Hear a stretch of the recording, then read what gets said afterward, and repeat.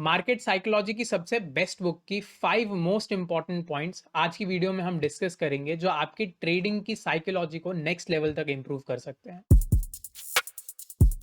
Hey everyone and welcome back to the Edge Traders YouTube channel.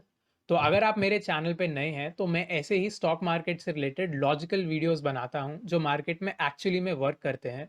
तो आप मेरी बाकी की वीडियोस को मेरे चैनल पे चेकआउट कर सकते हैं। आज की वीडियो में हम डिस्कस करेंगे ट्रेडिंग इन द जोन की 5 मोस्ट इंपॉर्टेंट पॉइंट्स जो आपकी ट्रेडिंग में काफ़ी ज़्यादा आपको साइकोलॉजी बिल्डअप करने में हेल्प करती हैं। अगर आपको इस बुक के बारे में नहीं पता है तो ये book one of the most famous book है मार्केट में साइकोलॉजी को डेवलप करने के लिए। आई एम श्योर आपने बहुत सारे जो सक्सेसफुल ट्रेडर्स हैं उनसे ज़रूर सुना होगा कि उन्होंने कभी ना कभी अपने लाइफ में ट्रेडिंग की जर्नी में ये वाली बुक ज़रूर पढ़ी थी, क्योंकि ये बुक आपको साइकोलॉजी पे वर्क करना सिखाता है। इस बुक में आप टेक्निकल नॉलेज नहीं गेन करते।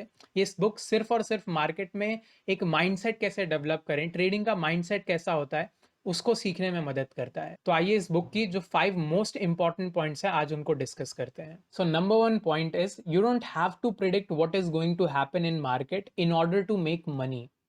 इसका सिंपली में यही मतलब है कि यार आपको मार्केट में कुछ भी प्रिडिक्शन नहीं करना है कि अब क्या हो सकता है मार्केट में या अब क्या होने वाला है।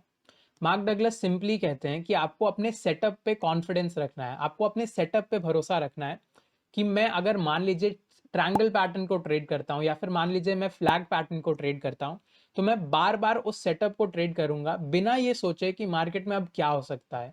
मैं अपने फिक्स्ड जो रिस्क रिवॉर्ड रेशियो है या फिर जो मेरा रिस्क मैनेजमेंट का मेरा रूल्स है उसको फॉलो करके मैं सेम पैटर्न को सेम सेटअप को बार बार ट्रेड करूंगा।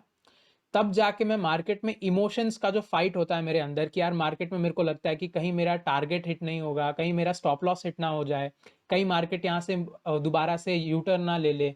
ये सारी जो भी इमोशनल फाइट है ये आप तभी रिड्यूस कर सकते हैं जब आप मार्केट में कुछ भी प्रिडिक्ट ना करें और आप अपने सेटअप को नॉन स्टॉप बिना किसी टेम्परिंग के या बिना किसी चेंजेस के, बिना किसी इमोशनल डिसीजन के अपने सेटअप को बार बार सेम तरीके से ट्रेड करें।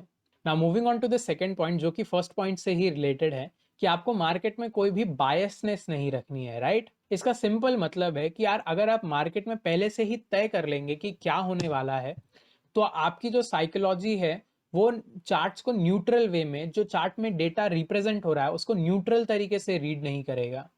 आप क्या करेंगे, मार्केट में अपनी साइकोलॉजी को कैसे ना कैसे करके फिट करने की कोशिश करेंगे कि आपकी जो थिंकिंग है, जैसा आप सोच रहे हैं कि मार्केट में होना चाहिए, वो आपको जो चार्ट्स हैं उसमें दिखने लगे, राइट। जैसे मैं आपको एग्जांपल देता हूं, आपने कोई ट्रेड लिया और उसमें आपको लॉस हो रहा है। मार्केट में आप अगर क्लियर उसको न्यूट्रल माइंडसेट से देखेंगे तो आपको दिखेगा कि शायद मार्केट अब रिवर्स हो रहा है, मार्केट में लोअर लोज बन रहे हैं।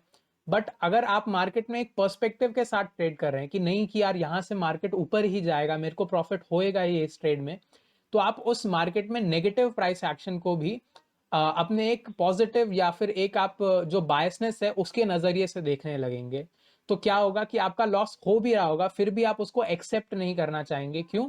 क्योंकि आपने पहले से ही तय कर रखा है कि यार इसमें तो मेरे को प्रॉफिट होगा ही या मार्केट में आज पॉजिटिविटी होगी ही। आपको जो चार्ट में एक न्यूट्रल डेटा मिल रहा है, जो टेक्निकल एनालिसिस में आपको क्लियर दिख सकता है, वो अब क्या होगा, आपके जो मेंटालिटी, आपका जो साइकोलॉजी, उसके थ्रू आपको दिखने लगेगा। आप उसको एक न्यूट्रल माइंडसेट से या एक अनफिल्टर्ड वे में नहीं देख पाएंगे। इसीलिए मार्केट में कभी भी आपको कोई भी बायसनेस नहीं रखनी है कि यार मार्केट में आज ये होगा या ऐसा हो सकता है, या फिर आज मार्केट में मेरे को सेल करना है पर्टिकुलरली या फिर मेरे को बाय करना है। आपको सिंपली मार्केट में प्राइस को रीड करना है कि जैसा भी मार्केट, जो भी मार्केट हमें शो करेगा हम वैसी ट्रेड लेंगे। मार्केट में अगर हमारा जो स्टॉप लॉस है वो हिट होने वाला होगा तो हम स्टॉप लॉस को एक्सेप्ट करेंगे, राइट। हम इस होप में नहीं बैठेंगे कि यार मार्केट में जैसा मैंने तय किया था वैसा ही होने वाला है आज। So moving on to the third point जो कि है ट्रेडिंग एज। जैसा कि इस चैनल का नाम भी है द एज ट्रेडर, तो ट्रेडिंग में एज का सिंपल मतलब होता है एक एडवांटेज। एक एडवांटेज कि आप जब भी ट्रेड लें आपकी विनिंग प्रोबेबिलिटी ज्यादा हो आपकी लॉस करने से। मान लीजिए मैं आपको एक एग्जांपल देता हूं, अगर मैं मान लीजिए एक कॉइन को टॉस करता हूं तो उसमें हेड्स और टेल्स आने की प्रोबेबिलिटी 50-50% है, राइट। मगर अगर मैं मान लीजिए मैंने कुछ टेक्निकल एनालिसिस किया या फिर अपनी कोई भी स्किल्स को यूज करके ये पता लगाया कि अगर मैं उस कॉइन को एक पर्टिकुलर एंगल पे या पर्टिकुलर हाइट तक उसको टॉस करता हूं तो उसमें हेड्स आने की ज्यादा प्रोबेबिलिटी है। तो ये क्या हुआ, आपके पास एक आपकी जो स्किल थी उससे आपको एक एज मिल गया कि आपको पता चल गया कि जब भी मार्केट में हेड्स आएगा टेल्स आएगा, उसमें इस पर्टिकुलर सिचुएशन में हेड्स आने के ज्यादा चांसेस हैं। मतलब अगर मैं उस सिचुएशन में हेड्स पे अगर बेट करूंगा तो मेरे जीतने की प्रोबेबिलिटी ज्यादा है, राइट। सिमिलरली ट्रेडिंग में भी यही होता है। आपको आपकी जो टेक्निकल एनालिसिस होती है, प्राइस को रीड करने का, प्राइस को अंडरस्टैंड करने का जो एनालिसिस होता है, वो आपको एक एज देता है कि आप मार्केट में जीतने की अपनी प्रोबेबिलिटी को बढ़ा पाएं, राइट। मान लीजिए मार्केट में दो ही चीजें होती हैं, राइट। मार्केट में या तो आप लॉस करेंगे या प्रॉफिट करेंगे। मगर अगर आप अपनी टेक्निकल एनालिसिस से ये समझ सकें कि कौन सी जगह पे ट्रेड लेने में मेरे को प्रॉफिट होने के ज्यादा चांसेस हैं या लॉस होने के कम चांसेस हैं, तो उस चीज को हम बोलेंगे एक एज। ट्रेडिंग में एक तरीके का एज। आपको यही चीज अपने टेक्निकल एनालिसिस में लेकर आनी होगी। इस ट्रेडिंग एज को ही यूज करके आप मार्केट में पैसा बना पाएंगे लॉन्ग टर्म में। So now moving on to the fourth point, that is market में कुछ भी सर्टेन नहीं होता, right. It is a game of uncertainty and probability. तो इसका सिंपल मतलब ये हुआ कि आपको लॉस लेने से कभी नहीं डरना है। लॉस मार्केट में जरूर होंगे ही होंगे। ऐसा कोई ट्रेडर नहीं है या ऐसी कोई प्रोबेबिलिटी या सेटअप नहीं है जिसमें आपको कभी लॉस ना हो, राइट।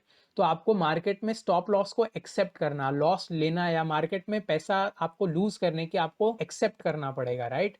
कि अगर मान लीजिए मैंने आज ट्रेड लिया और मेरे इसमें दो ट्रेड्स में एसएल हिट हो गया, या मेरा दो ट्रेड में आज मेरे को मान लीजिए 10,000 या 20,000 का लॉस हो गया, तो you will have to accept कि मेरे को मार्केट में आज लॉस हुआ है। और आपको अपनी ट्रेडिंग के सेटअप पे, जैसा मैंने फर्स्ट पॉइंट में एक्सप्लेन किया, आपको अपनी ट्रेडिंग स्ट्रैटेजी पे कॉन्फिडेंस रखना पड़ेगा कि यार अगर मेरे को आज दो बार लॉस हुआ है तो मैं अब नेक्स्ट डे जब भी ट्रेड लूंगा मेरे को इसमें प्रॉफिट होगा, और जितना मेरा लॉस हुआ है उससे ज्यादा प्रॉफिट होगा। आपको मार्केट में प्रोबेबिलिटीज के साथ प्ले करना है। मार्केट में कभी लॉस होगा कभी प्रॉफिट होगा, राइट।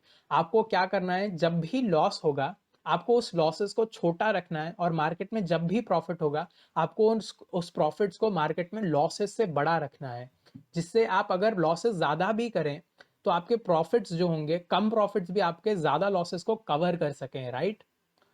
तो इसीलिए मार्केट में आपको कभी भी लॉस लेने से घबराना नहीं है। आपका बिना लॉस हुए आपकी कभी भी प्रॉफिट्स नहीं बनेंगे मार्केट में। आप मान लीजिए आपने 10 ट्रेड लिया, 10 में से ज्यादातर चांसेस हैं कि आपके एक ना एक या दो इसमें से ट्रेड जो होंगे उसमें आपको स्टॉप लॉस हिट होगा।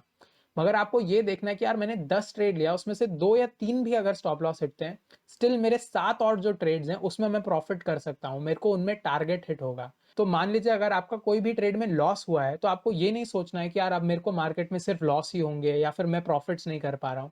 आपको मार्केट में प्रोबेबिलिटीज के नजरिए से देखना है मार्केट को, कि अगर मेरा अभी लॉस हुआ है तो मेरा जो नेक्स्ट ट्रेड होगा या नेक्स्ट ट्रेडिंग सेशन होगा उसमें मेरे को प्रॉफिट भी हो सकता है, राइट। आपको उस लॉस को बस एक सिंपली लॉस की तरह या फिर एक ट्रेड के आउटकम की तरह ट्रीट करना होगा। Now moving on to the last and most important point, that is आपको मार्केट को, इस ट्रेडिंग को एज अ बिजनेस ट्रीट करना पड़ेगा। बहुत लोग क्या करते हैं कि मार्केट में अपने पैसे को, सेविंग्स को लेकर आ जाते हैं और मार्केट में वो गैम्बलिंग करते हैं, बिना किसी रिस्क को मैनेज किए हुए, बिना किसी सेटअप के या बिना किसी नॉलेज के वो ट्रेडिंग करते हैं। और उनको लगता है कि यार मार्केट में वो जितना भी पैसा ला रहे हैं उसको एक या दो महीने में वो डबल ट्रिपल कर सकते हैं। बट मार्केट में ऐसा नहीं होता है।